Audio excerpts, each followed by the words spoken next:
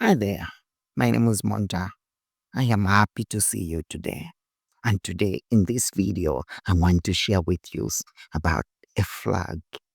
Yes, a flag, a new flag from the Alliance of the Sahel States. They've come up with a new flag, and it was officially announced during an official meeting. The leader of Mali, Assimi Goita, announced it. And that is not all that they announced. They also emphasized their plan, free entry for all the three states in that alliance, which is a great thing, by the way. And that's where we are with Sahel. Now, coming to the reason why these things are happening. For some of you who doesn't know, these Sahel region countries or states are run by military powers. Their leaders are military powers, okay? And the last one was on in 2022, and it was Burkina Faso, uh, on which Ibrahim Traore became the leader of Burkina Faso through a coup d'etat, and that angered the economic community of West African states. Okay, they said, no, we cannot allow our member, the member of this bloc, a country member or a member state, to be run by a military. So we are not going to allow this. And they imposed these actions on Burkina Faso. They closed the borders and they threatened military intervention. Yeah, and the government, or rather the military leaders of Burkina Faso said, but what is so good about the previous government, the one which was democratically elected? It wasn't saving our people.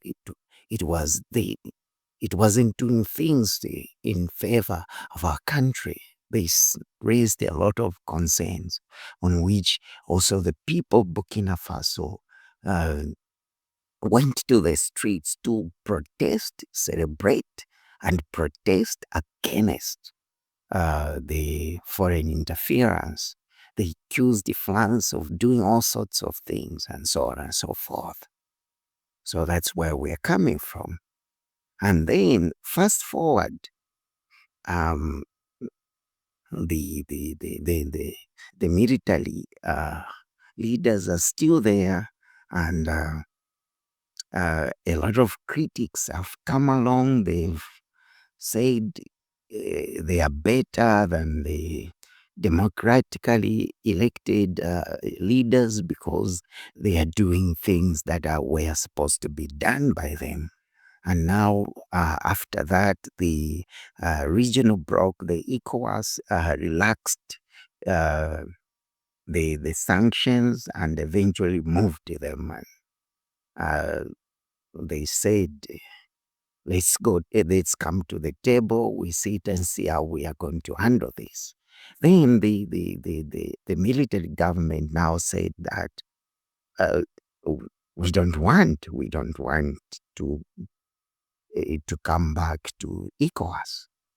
So from that, they came up with this Alliance of Sahel States, okay, on which they have presented a flag, the same flag that I'm just talking about.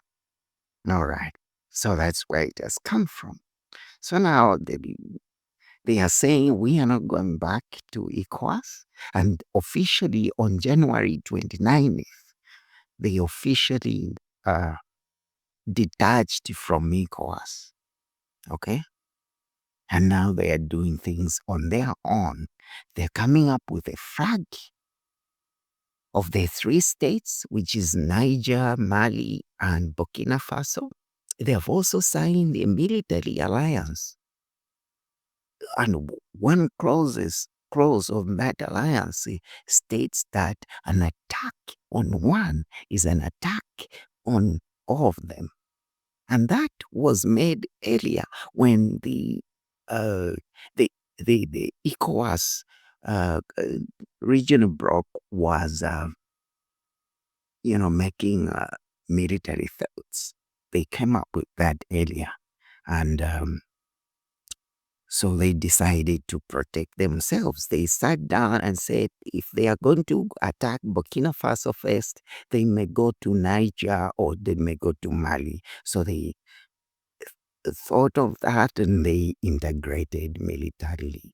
And they also accused the ECOWAS of not doing anything to support their counter terrorism efforts. Okay, and they also accused the ECOWAS of not doing enough to in favor of the citizens of these countries. Okay, so that's where it is coming from. So though the ECOWAS have said that they should come back and the doors are open and therefore uh, dropped all the sanctions that were placed on them. They also some agreements that were put in place earlier. They are still active, but these military governments have said no. We are not going back.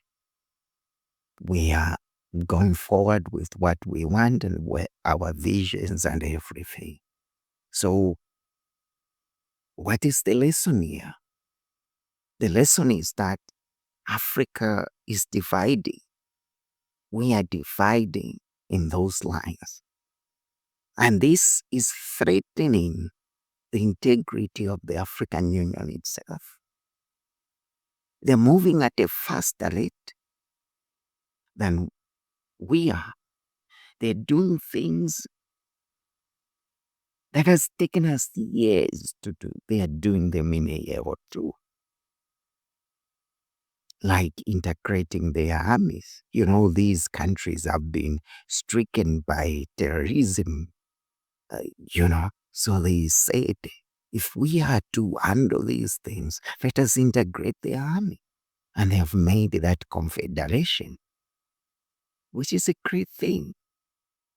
So it's a lesson, and we have to learn as an African community. It's a lesson that we have to make sure that we find a solution to, because these Gen Zs, our children, they are not going to think like us. They don't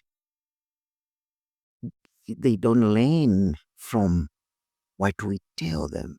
They learn with what they see. And if they see that a military state is doing tangible things, more tangible things faster, they're going to think like that is the model of governance that is good. And they are going to embrace that. And we are risking uh, all these countries falling into the same trap. Okay? So, yeah, these are my opinions. Let's see what you think yourself. I love you. Bye bye.